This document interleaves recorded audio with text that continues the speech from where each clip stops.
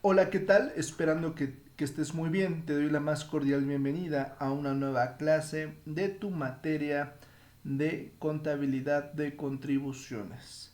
El día de hoy vamos a ver un tema que es bastante importante para el mayor entendimiento de nuestra materia, que se refiere al marco jurídico fiscal. Sobre todo, debemos de definir lo que es el marco jurídico fiscal y lo vamos a definir como el conjunto de normas, leyes y reglamentos que regulan la creación, administración y recaudación de los tributos dentro de un país.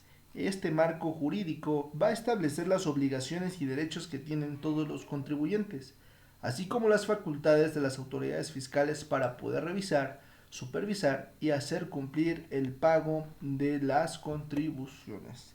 La importancia en la regulación de impuestos es importante, ya que con ello vamos a poder traer seguridad jurídica, es decir, proporcionar a los ciudadanos o a los contribuyentes un marco claro para poder conocer los derechos, pero sobre todo las obligaciones. Va a garantizar sobre todo el proceso de recaudación, ya que va a permitir al Estado obtener los recursos necesarios para poder financiar servicios públicos, tales como la salud, la educación y sobre todo gastos de infraestructura. Número 3. Promueve la justicia fiscal, ya que asegura que el pago de impuestos sea equitativo y proporcional a la capacidad económica de cada ciudadano o empresa. Esto tomando en cuenta el principio constitucional de proporcionalidad. Tenemos por otro lado también dentro de la importancia, ya que previene la evasión y elusión fiscal mediante mecanismos de control y sanciones del cual busca evitar el incumplimiento de las obligaciones fiscales. Y sobre todo fomentar la transparencia y control que se tiene en cuestión de la gestión tributaria, es decir, en qué se está gastando lo que está percibiendo el Estado por concepto de contribuciones. Esto como objetivo, promover la confianza en el sistema fiscal. Ahora bien, en México existe algo que se conoce como pirámide de Kelsen, que esta pirámide nosotros la podemos encontrar como un instrumento en el cual va a marcar la jerarquía de las leyes en materia fiscal, en el cual tenemos 7 escalafones. El primero encontramos la Constitución Política de los Estados Unidos Mexicanos.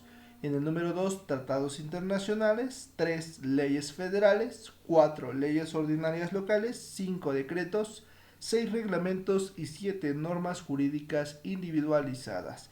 Entre ellos podemos encontrar un marco jerárquico del cual todas las contribuciones, normas e inclusive leyes que se encuentran en esta pirámide existe la jerarquización en los ordenamientos de no sobrepasar algo que en materia fiscal se conoce como supletoriedad en estas leyes.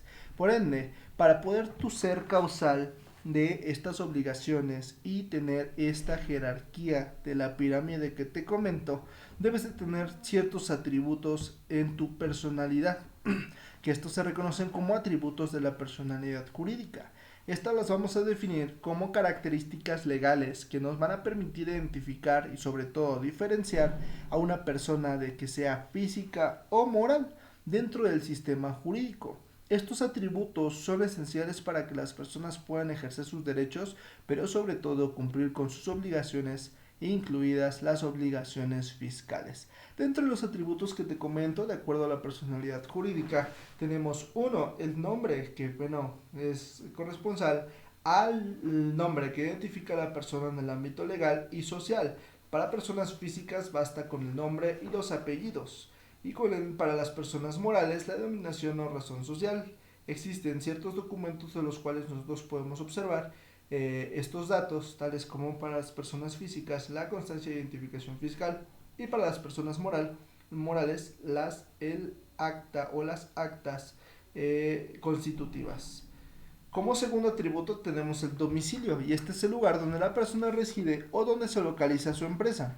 Es importante que para efectos fiscales se determine el domicilio, ya que también para estos aspectos vamos a saber en qué porcentaje y en qué medida cobrar el porcentaje de tributo. Número 3, la capacidad jurídica, que se refiere a la aptitud para poder adquirir derechos y sobre todo contraer obligaciones. De estos tenemos cierta capacidad de goce y capacidad de ejercicio. La capacidad de goce se refiere al derecho a poseer bienes y derechos. La capacidad del ejercicio de la posibilidad de actuar legalmente por sí mismo. Tenemos por otro lado otro de los atributos que conforman el número 4, que se refiere al patrimonio. Es el conjunto de bienes, derechos y obligaciones con cierto valor económico. En el ámbito fiscal es relevante para poder determinar la base gravable de impuestos. O sea, el acto generador del patrimonio entra como base fundamental para poder gravar los impuestos. Número 5, que se refiere a la nacionalidad, que se refiere a la relación jurídica entre una persona y un Estado. También va a determinar obligaciones fiscales como el pago de impuestos en el país de residencia. ¿Cómo es que tributamos? Nosotros tributamos de acuerdo a algo que se considera como elementos tributarios. Llámese persona física o persona moral. Todos los contribuyentes deben de tener una base para poder calcular parte de los tributos que se entregan al Estado, y dentro de ellos se consideran estos elementos tributarios, que son 5. Los elementos tributarios los podemos definir como componentes esenciales que van a estructurar un impuesto dentro del sistema fiscal. Cada tributo debe cumplir con estos elementos para poder garantizar su correcta aplicación y asegurar que los contribuyentes cumplan con sus obligaciones. Es decir, dentro de estos elementos tributarios, todas las leyes, ordenamientos, derechos y obligaciones deben de contar con ellos en materia fiscal, ya que, como te repito, estos van a ser elementos base para poder calcular y determinar cuánto es que se tiene que pagar de impuestos, ¿vale? De acuerdo a, obviamente, estos elementos tributarios, tenemos el sujeto, que se refiere al sujeto activo o pasivo, es decir, quien está obligado a pagar la contribución, en este caso SAT, en este caso persona física, y pues obviamente que derive y que tenga los elementos o atributos de personalidad que vimos anteriormente. Número 2, tenemos el objeto, que se refiere al hecho o actividad que genera la obligación tributaria. Ejemplos: en el ISR, el objeto es la obtención de ingresos. En el IVA es el consumo de bienes y servicios. Número 3, la base, que se refiere a la cantidad sobre la cual se calcula el impuesto. Este puede ser el ingreso, el valor de un bien o el precio de un servicio. Tenemos también el cuarto elemento tributario, que hace referencia a la tasa o tarifa. Este es el porcentaje o cantidad que se fija para poder aplicar la base imponible para determinar el monto a pagar por cuestión de cuotas tributarias. Ejemplos: el ISR, existen ciertas tarifas que van en función de los ingresos que se obtienen. ¿Te acuerdas que al inicio te comentaba que obviamente el pago de impuestos se realiza de manera equitativa y proporcional? Es decir, para el impuesto sobre la renta, conforme tú generes ingresos, es conforme tú vas a pagar este impuesto. El IVA, por ejemplo, que se establece bajo un puntos porcentuales del 16%, que pues esto aplica en la mayoría de los bienes y servicios. Y por último elemento tenemos la época de pago, que esta se refiere al plazo o periodo en el que debe de efectuarse el pago del impuesto. Esto puede ser de manera mensual, de manera trimestral o anual, según el tiempo del impuesto. ¿Por qué es importante estudiar los elementos tributarios? 1. Van a garantizar la claridad y transparencia en el cobro de los impuestos. 2. Van a permitir a los contribuyentes conocer sus obligaciones fiscales. 3. Aseguran que obviamente el Estado recaude los ingresos necesarios para poder contribuir al gasto público. Va a garantizar el cumplimiento de las obligaciones fiscales, va a evitar sanciones y multas, va a contribuir a la estabilidad financiera, va a facilitar a la toma de decisiones de manera empresarial y sobre todo, pues obviamente mantener al margen las obligaciones que tienen cada una de las empresas. Por ende, existen ciertos tipos de contribuciones. Para poder reflejar lo que te comentaba anteriormente, la importancia de contribuir o cumplir con este pago, la pregunta es: ¿cómo hacerlo? Pues se tiene que establecer a través de las contribuciones.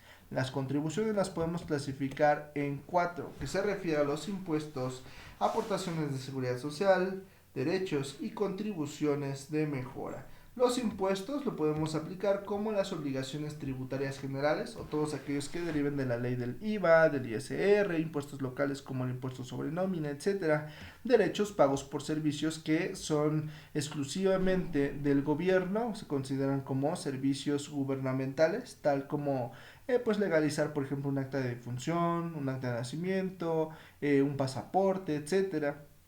Por otro lado, tenemos los aprovechamientos o se refieren a las contribuciones de mejora. Son todos ingresos que obtiene el Estado por uso de bienes que están a cargo de ellos. Y las aportaciones de seguridad social, que se refieren a todas las cuotas de índole de seguridad social, como pueden ser las primas convenidas en enfermedad y maternidad, prima de riesgo, etcétera.